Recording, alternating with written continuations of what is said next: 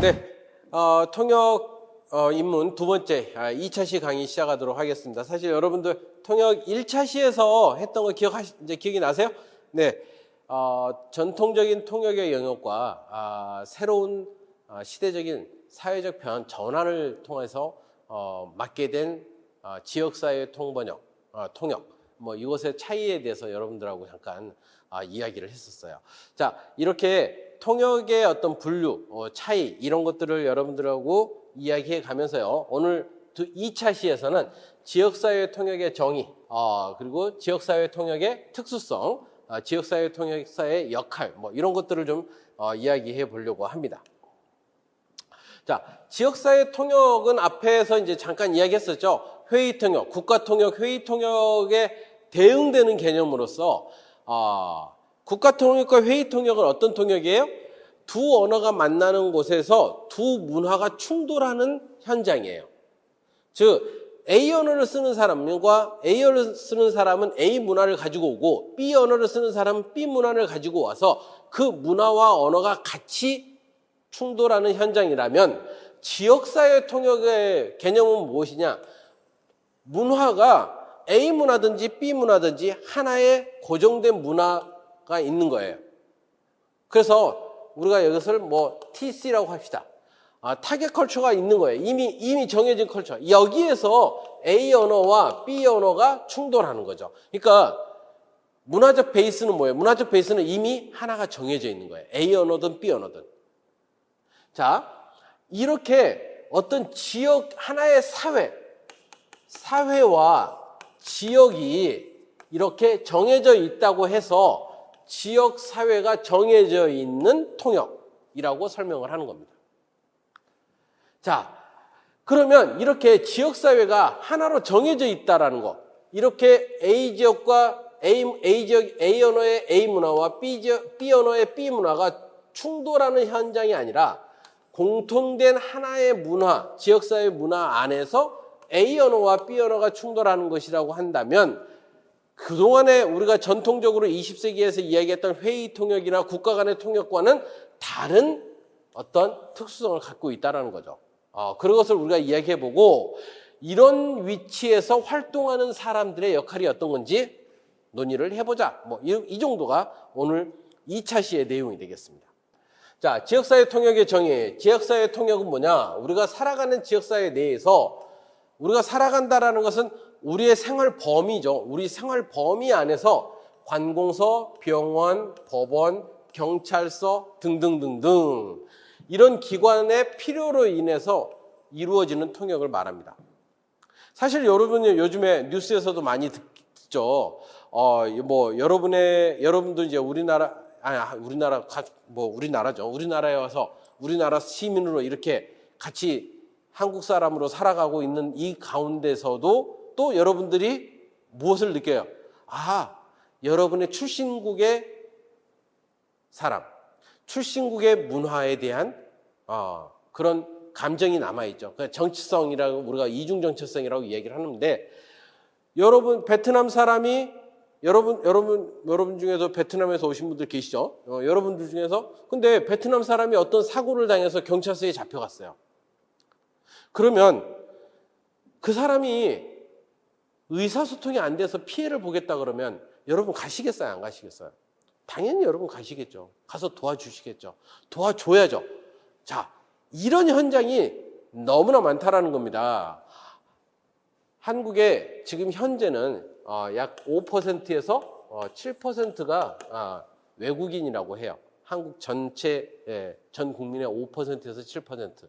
근데 이게 빠르게 증가하겠죠. 2035년에 약 25%까지도 늘어날 수 있다라고 보는 게 긍정적인 관점.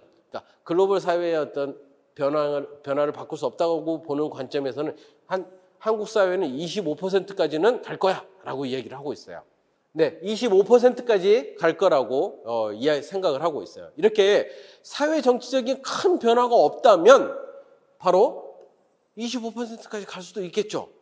이렇게 지금처럼 글로벌화되는 사회가 점점 되고 한국 사회의 노동력이 부족하고 한국 사회가 계속해서 외부의 노동력을 유입해야만 사회적 발전을 이룰 수 있다라는 어떤 계산이 나온다면, 그런 계산기의 결과가 나온다면 당연히 25%가 아니라 30%도 가게 될 수 있어요. 자, 이런 것은 이미 사회적인 어떤 흐름과 맞물려 있기 때문에 우리가 인위적으로 바꿀 수 있는 건 아닌 것 같아요. 자, 그렇다면 우리는 이 사회를 준비하고 대비하는 것이 우리의 역할이겠죠. 자, 지역사회라는 통역이라는 용어는요, 사실 1970년대 호주를 중심으로 해서 사기 시작하겠다. 자, 70년대 여기를 1세대 이민국이라고 그래요. 1세대 이민국.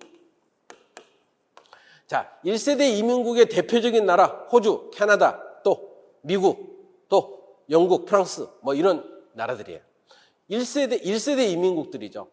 1세대 이민국들은 이미 1970년대에 그 사회 안에서 다양한 문화가 섞여 살아야 된다는 거에 대해서 고민하기 시작했어요. 자, 그 다음에 2세대 국가들이라고 이야기하면 어디가 있을까요? 대표적인 나라가 일본이 될 것 같아요. 일본.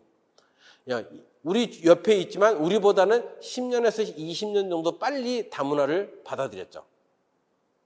자, 한국 사회는 사실은 2.5세대 또는 3세대라고 불려지는 다문화 국가 중에 한 국가입니다. 2000년이 넘어서면 21세기가 들어오면서, 밀레니엄 세대가 들어오면서 이제 다문화 시대로 접어들었다고 이야기를 한 것이고요. 지금 여러분들이 바로 그 다문화의 1세대들이라고 생각하시면 되겠습니다.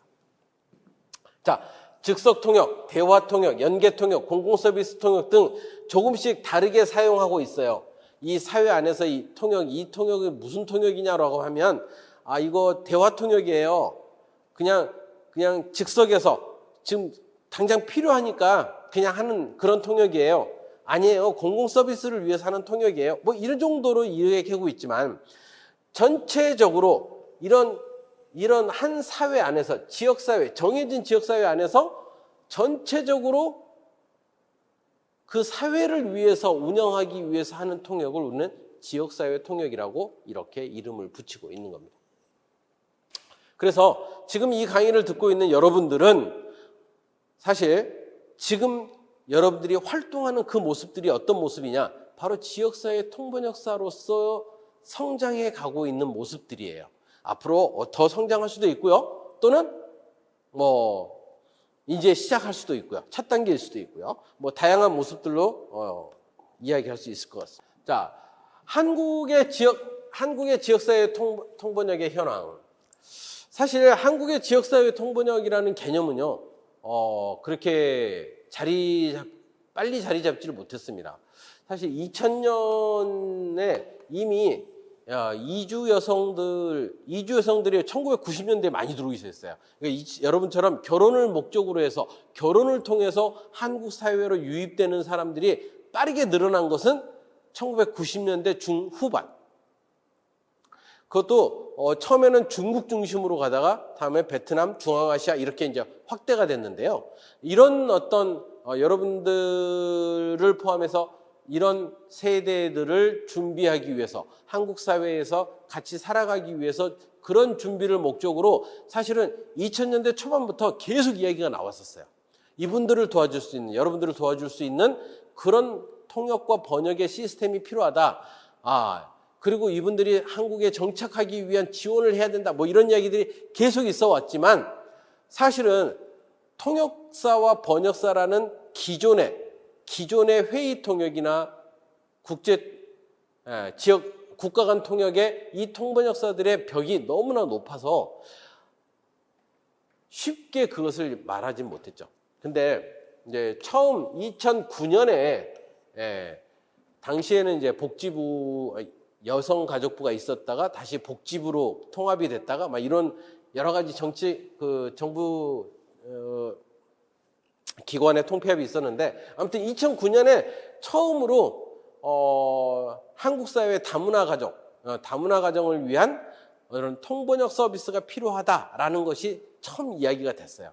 그리고 이때 그때 50명에서 60명 정도, 58명이었던 것 같은데 일기 다문화 센터 통번역사를 양성하게 됐죠.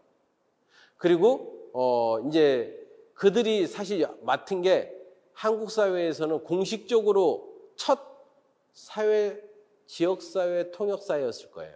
그런데 그게 그 당시에 그렇게 인식이 됐냐면 그렇게 되진 않았어요.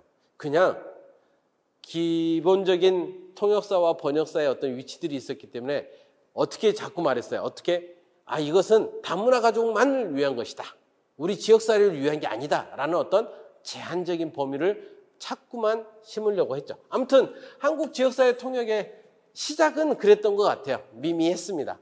국제교류의 증가로요. 국내 체류 외국인도 증가했고 외국인 주민 유형도 유학생, 외국 국적 동포라는 중국 동포를 비롯해서 이제 중국적을 갖고 다른 나라 국적을 갖고 있지만 한국에서 살아가는 사람들 또한 한 7, 80만이 됩니다. 중국 국적 동포만 한 50만 명 정도 되고요. 자, 이뿐만 아니라 결혼 이민자, 외국인 주민, 자녀, 혼인 귀화자, 또 외국인 근로자 등으로 굉장히 계속 늘어나고 있죠. 지금도 늘어나고 있고요. 아마 이 추세는 아까 이야기했죠. 한국 사회의 발전을 위해서 필요한 방향이기 때문에 절대 되돌아가지는 못한다는 거죠. 자, 여기에 통역 수요는 사법, 경찰 사법, 의료 통역 등 공공 서비스 이용뿐만 아니라 한국 사회의 적응과 생활을 위한 다양한 의사소통 상황에서 많이 발생하고 있어요. 가장 우리가 작게는 초등학교 부모들에게 전달하는 뭐죠? 가정통지문. 이것도 번역해야 되고 통역을 해줘야 돼요. 그것부터 시작해서 사실 병원에 들어가서 예방주사 맞고 뭐하고 정말 한국에서 엄마로 살아가기 위해서, 아빠로 살아가기 위해서 외국인이 겪을 수 있는 모든 분야에서 통역과 번역이 필요하고 통역은 특히나 많이 요구되고 있습니다. 자, 일상생활, 가족 간의 의사소통을 위한 통역에 이르기까지 통역 서비스가 확대되고 있다. 재밌는 일이 있어요. 그러니까 결혼 이주민을 위해서 이제 결혼하기 전에 그 대상자들에게 한국어를 열심히 가르쳤어요. 그래서 한국어 선생님, 저도 한국어 선생님이었는데 우리 여러분들 이제 그 대상자가 되시는 분들은 아마 기억하실 거예요. 한국어 열심히 배웠죠. 한국어 뭐 배워요? 그렇죠. 표준어를 배우죠. 서울말을 중심으로 표준어를 열심히 배웠어요. 그래서 한국에 결혼을 했어요. 한국인과 결혼을 해서 한국에 시집을 왔어요. 그래서 한국에 결혼을 해가지고 가족들을 만났더니 가족들이 모두 경상도 사람이야. 경상도 사투리밖에 못해. 정작 외국인 입장에서 뭘 배워왔는데? 한국어의 표준어를 배워왔는데, 그래서 시어머니하고 며느리가 대화가 돼야 안 돼요? 안 되죠. 여러분들 그런 시절 살았잖아요. 여러분들 그런 시절 겪으셨잖아요. 기억하시죠? 또 지금도 겪고 있어요. 자, 최근에는 국내의 대표적인 지역사회 통번역 서비스인 결혼 이민자 통번역 서비스 사업을 계기로 법률 및 의료 분야를 넘어선 본격적인 지역사회 통번역을 하고 있다. 자, 이 결혼 이민자 통번역 서비스라는 것이 2009년에 시작이 돼서 지금도 계속 진행 중이고요. 여기에서 통번역을 공부하시는 분들이 재교육을 하고 있고, 또 이분들이 우리 사회에서 이제는 좀 역할을 하고 있다, 또 역할을 해야 되는 시기가 되었습니다. 벌써 10년이 넘었어요, 교육을 한 지. 자, 그리고 앞으로도 더 교육이 더 잘 될 수 있을 거라고 생각합니다. 문제는 이 교육을 받는 여러분도 항상 배우는 사람이고, 여러분도 항상 여기에 대해서 진심을 다해야 된다는 거죠. 그냥 재미로 하는 게 아니라는 것에 대해서 좀 직업적인 프로의식이 좀 필요한 것 같아요. 자, 아무튼 이런 형태가 진행이 되고 있습니다.